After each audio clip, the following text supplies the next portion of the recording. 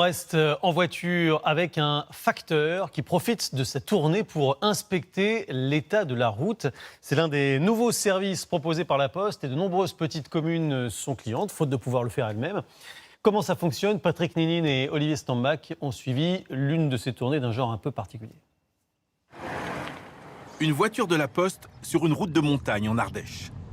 Sur son toit, une caméra filme en continu la chaussée tout au long de la tournée. Lynn, la factrice, n'y pense même plus. Ça me rajoute absolument rien. Je pars en tournée comme d'habitude en fait. Mais pourquoi filmer la route? C'est à la demande de la commune qui souhaite engager des travaux de restauration. Mais veut d'abord connaître précisément l'état du réseau. Qui mieux que la Poste pouvait réaliser ce travail? On va jusqu'à la dernière maison. Donc on va jusqu'au dernier kilomètre. On va dire que vous avez aussi bien de la route goudronnée que du gravier, que de la route vraiment abîmée par les intempéries. De retour au centre, les vidéos sont récupérées. Parfait. Et ben on se connecte, c'est parti. Après traitement, les données sont analysées par Geoptis, une filiale de la Poste. Revêtements arrachés, nid de poule ou simple fissure, tout est recensé.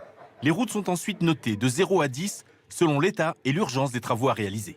Sur ce premier tronçon, on a des travaux de pontage à faire avec 42,29 mètres linéaires qui représentent un coût de 274,92 €. Donc du coup, on est très précis, aussi bien en termes de chiffrage qu'en termes de mètres linéaires.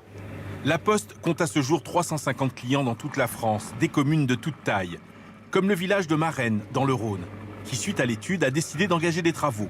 Ici, c'est pour colmater des fissures avant qu'elles ne se creusent. Un exemple de fissures qui ne sont pas traitées.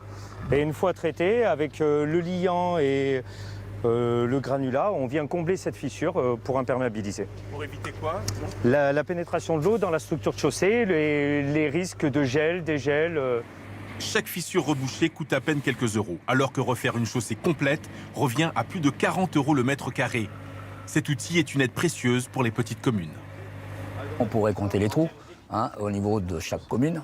Par contre, ce sont des communes rurales, on a très peu de personnel et c'est très chronophage. Ça permet d'optimiser le coût de revient de l'entretien de la voirie. Bien sûr, la commune est libre d'engager ou non ces travaux. Ce nouveau service de la Poste est facturé un peu moins de 4 000 € sur 3 ans.